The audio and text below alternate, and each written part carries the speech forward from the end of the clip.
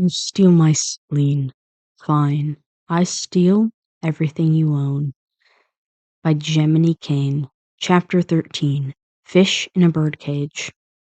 Alarms blared along with the fire in the distance.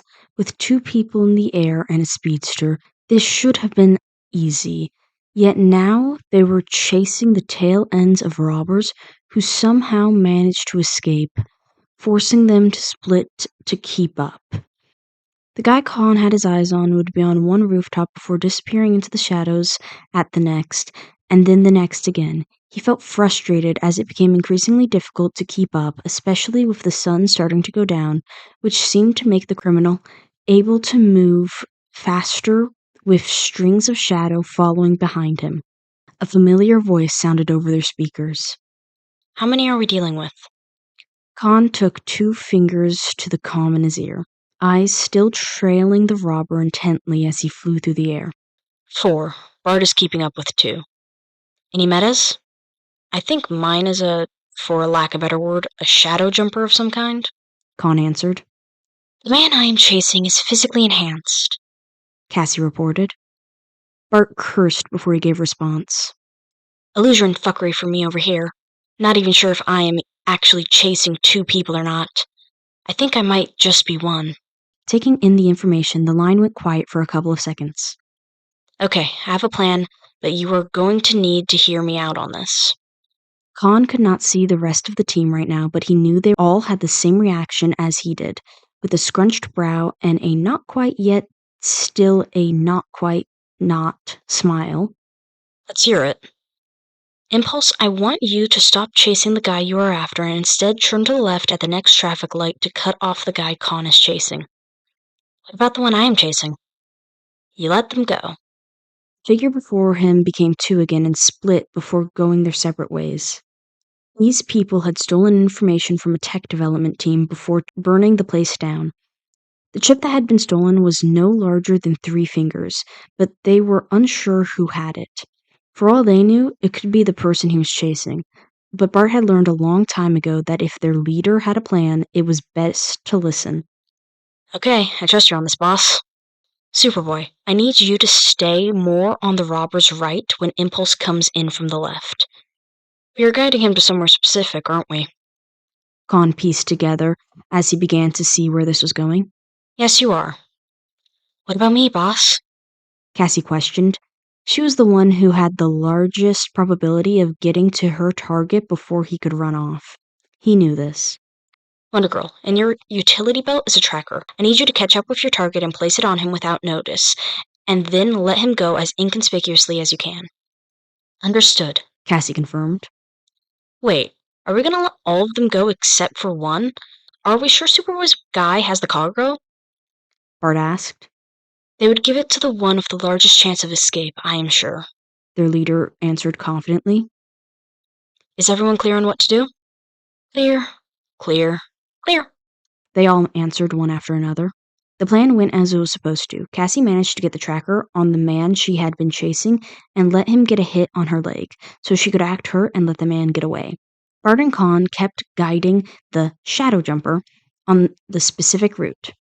Bookstore, G Park Station, SJC School. Was mumbled over the comms right as Bart and Khan went past the mentioned locations. Can you see us? Khan asked. No, just keeping track of time. Speaking of, 3, 2, 1. And just as the countdown ended, the street lights turned on all around them. The ways the criminal could go were suddenly a lot more limited to the middle of the road where the darkness was still low enough for him to use. They were instructed to keep him stuck there by staying on either side of the street lamps. Khan let out an impressed laugh that sounded more like an exasperated breath.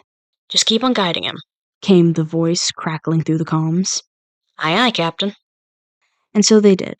Bart managed to grab onto him once, but the man had used Bart's shadow to slip away. Even if they could manage to trap him between streetlights from both sides, how were they supposed to get him if he could just slip away as soon as they got too close to him? Even worse, the sun was completely down now. A smile on the robber's lip broke Khan from his thoughts as he followed the man's gaze to a flickering street lamp. Shit. Con flew faster as he ran to the flickering light. The man all but threw himself, and Con reached out with his hand. 1 inch away. He was less than 1 inch away from grabbing him, and then he was gone. His breath was staggering, his lungs were screaming at him, and he had a headache from using his powers so much. Fucking heroes, he thought as he desperately tried to catch his breath. Not only was the street light kaput, but the theater building in front of it, its door slightly open so he could slip into it. Some stupid employee must have forgotten to close it.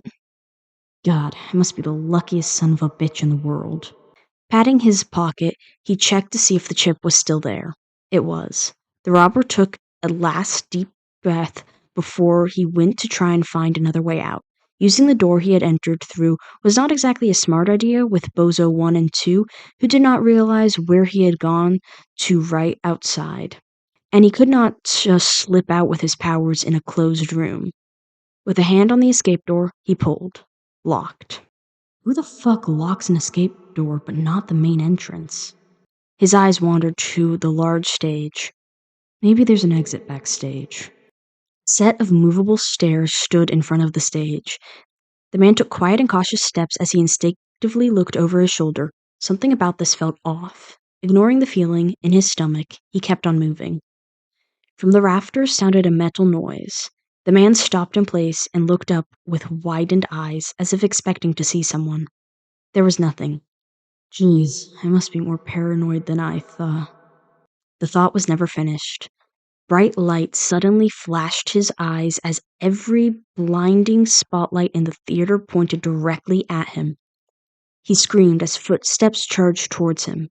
His legs were pushed out from under him, and he screamed again. When his eyes could open again, they revealed a blurry figure. Standing over him was not a face, but a mask. The mask showed nothing of the stranger's appearance, not even hair. Its material of obsidian, metal, and silver lines, with no facial features other than what could be imagined by the silver, made the stranger look almost inhuman. In the light, he looked like a demon. Or a fucked up angel. Listen, man, I ain't got the thingy you guys are after. One of my friends does. I'm willing to tell you where they ran off to if you let me Eyes widened as the chip that had been snug in his pocket was now in the hand of the stranger, being moved between almost claw-like metallic fingers in the same way a magician would move a card or a coin before he twisted his hand around it with a closed fist and then opened again only to show it was empty. You son of a bitch! The robber tried to swing out and punch the asshole in the face, but before he could even register it, his hand was grabbed, and he went from his back to his stomach as handcuffs were clasped around his wrists. The continuous yelling and screaming afterward were ignored by the stranger. Tim turned his comms back on. As soon as he did, both Con and Bart's voices broke through. Stupid fucking light. We're so sorry, Rob. He got away. Tim laughed. With the soundproofing on his helmet, he saw no reason not to. Guys, I got him. You both did very well. There was a second of silence. What? What? In the theater, right next to you. In a whoosh of air, both Impulse and Superboy entered to see the scene in front of them, literally. The man was on the floor, surrounded by lights, yelling profanities. I have the stolen item as well. And sorry for not telling you this last part of the plan. I did not have time. The stress on his friends' faces melted away in an instant. You mad genius. Bart came over and swung Tim along with him in a hug. Con made a relieved sigh as he walked over to lift the protesting guy from the ground and looked at the lighting on the floor skeptically. Will he poof away if I take him out of the spotlight? He asked in Tim's direction. Bart had to let go so he could answer, and also breathe. Cassie barged into the room before he could. Success? Success, and not as long as he is restrained. Tim answered Cassie and Con simultaneously. The one who got away will hopefully lead us to whoever hired them. I have missed doing missions with you, Rob, Con said as he got off the stage. Gotta say, the new suit suits you. Agreed, came from Cassie and Bart. The suit was more armored than what he was used to, but with the new life changes in Tim's life, referring to a somewhat regular sleep schedule and at least 3 forced meals of the day. With a stable workout routine, he had built more muscle. By all means, he could still be described as a lean, but he could not be called a skeleton anymore. Just like the suit, his weapons were different as well. He still had his trusty bow staff, although be it with retractable blades on both ends. As much as he hated to admit it, his training with the League of Assassins had changed his fighting style. Not necessarily to be more lethal, but he did feel more comfortable with a blade now. Speaking of blades, there were about 12 throwing axes completely hidden in different parts of his suit, so that was pretty neat. His helmet could be removed altogether or in 2 parts. The bottom, which served as a gas mask, could be removed to reveal Tim's mouth and nose. The top part could also be removed, showing his eyes and hair. With the new unique hairstyle, it had been a necessity to cover everything up. Honestly, this might have been the best suit he had ever had. No fear toxin or Joker venom could hurt him anymore. Hood had been onto something with the helmet. Walking out, they were immediately swarmed by police and news reporters. Tim did not know which ones were the worst, although they were not in Gotham right now. Maybe the cops were not corrupt and were here to help? As suspected, Superboy gave the criminal to the officers with a smile, and got a smile in return from the not corrupt-looking cops. Tim knows what corruption looks like at this point and how it acts. These guys were actually doing their jobs, and were not totally useless. What a strange thing to get used to. From behind the police were screaming reporters and flashing lights from cameras. Wow, this is... Another camera shined in his eyes, as the yelling around them only seemed to get louder. A lot. Tim stiffened his posture to seem unbothered and began to lick the scars inside his mouth. A hand was placed in his, and Khan stepped in front of him ever so slightly to keep the cameras from getting a clear shot. Moving close to the crowd, Cassie clapped her hands together hard enough to make a small shockwave go through the crowd, making it go silent.